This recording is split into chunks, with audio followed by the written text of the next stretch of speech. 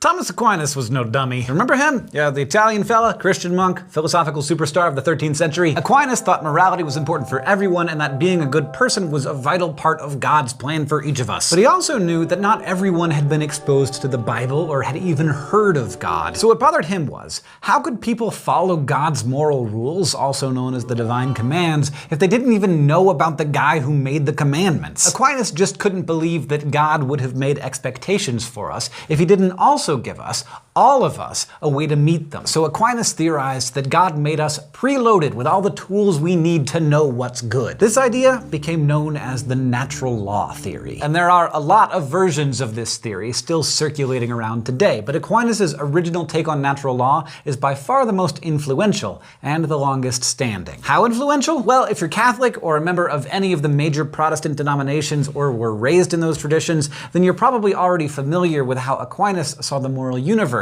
and your place in it. Basically, God is awesome, and he made you, so you are awesome. It's just important that you don't forget to be awesome.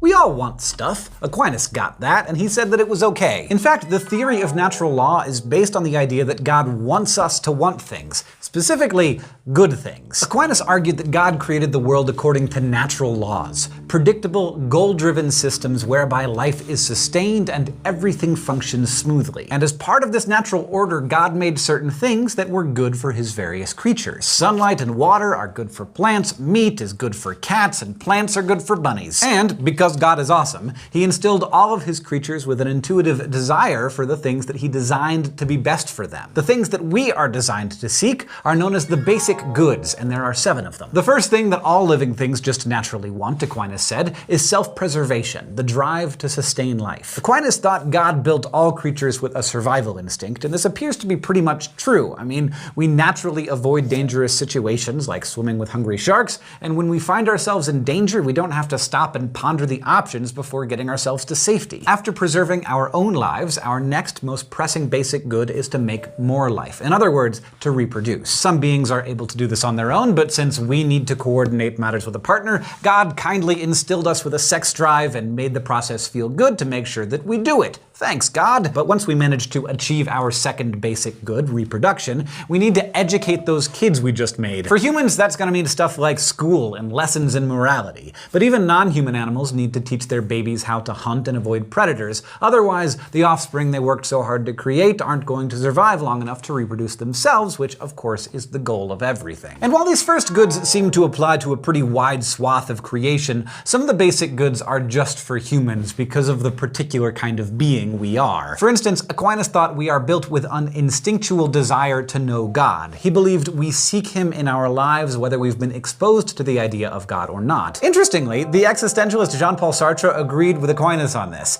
He said we are all born with a God-shaped hole inside of us. The tragedy for Sartre is that he was an atheist, so he believed this was an emptiness that could never be filled. Next, taking a page out of Aristotle's book, Aquinas also said that humans are naturally social animals, so it's part of our basic good to live in community with others. While short periods of solitude can be good, he believed that we're basically pack animals, and our desire for love and acceptance and our susceptibility to peer pressure are all evidence of this. Now, since we naturally want to be part of a pack, it's a good idea not to alienate our pack mates. So basically, Aquinas said we recognize the basic good of not pissing everybody off. I mean, he didn't say it exactly that way, but if he did, I'm sure it sounded a lot better in Latin. The point is, Aquinas said we feel shame and guilt when we do things that cause our group to turn against us, and that was another basic good. And finally, Aquinas said we're built to shun ignorance. We're natural knowers, we're inquisitive, and we want to be right.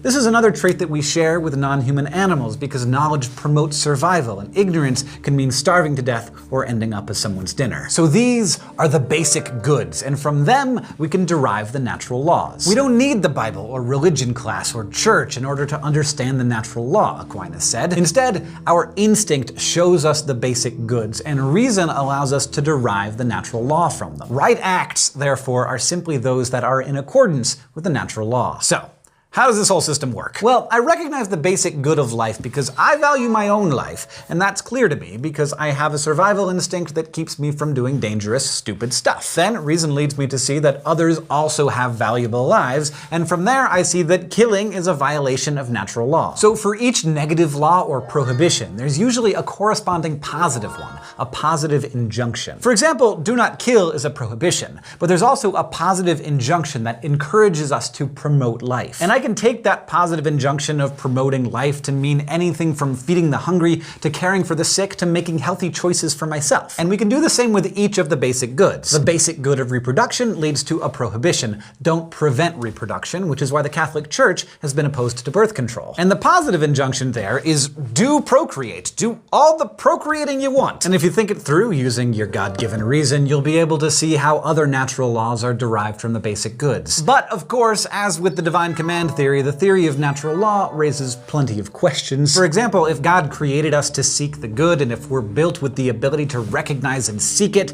then why do people violate the natural law all the time? Like, if this is supposed to be something so intuitively obvious that even plants and non-human animals can manage it, why is the world so full of people killing and offending others and folks who do everything but seek God? Aquinas had two answers for this: ignorance and emotion. Sometimes, he said, we seek what we think is good, but we're wrong because we're just ignorant. And yes, that happens. I mean, there was once a time when cigarettes were literally what the doctor ordered.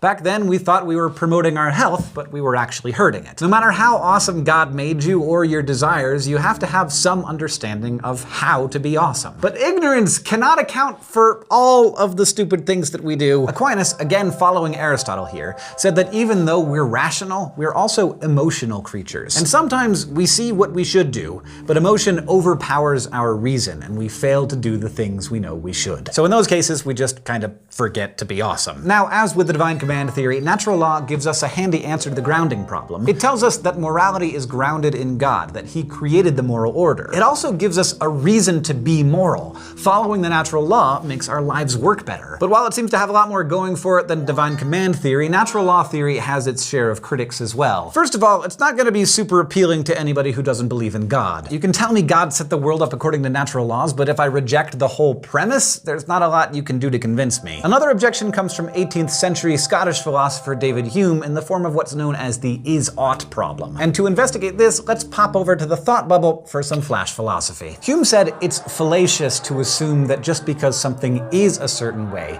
that means that it ought to be that way. But that's basically what natural law theory does all day long. We look at nature and see that creatures have strong survival instincts, so from there we conclude that survival instincts are good. But are they? I mean, to me, yeah, because it helps me stay alive. But my survival instinct could also cause me to do all sorts of things that look immoral to other people. Like killing you and crawling inside of your still steaming body Tauntaun style to stay alive in a blizzard. Not that I would do that, but just for example. Likewise, we can observe the existence of sex drives and conclude that reproduction is good, but sexual drive is also used by bad people to excuse horrible, immoral things like committing sexual assault. And for that matter, is reproduction always good? Is it something all beings have to do? Am I sinning if I choose to never have children? And what about bodies that can't reproduce, or people who don't want to reproduce, or have partners that they can't reproduce with? Thanks, Thought Bubble. As you can see, for all it has going for it, natural law theory can pretty quickly open some big old cans of philosophical worms, which might be why 18th century German philosopher Immanuel Kant thought we needed a better option, which we'll consider next time. Today, we learned about natural law theory as proposed by Thomas Aquinas.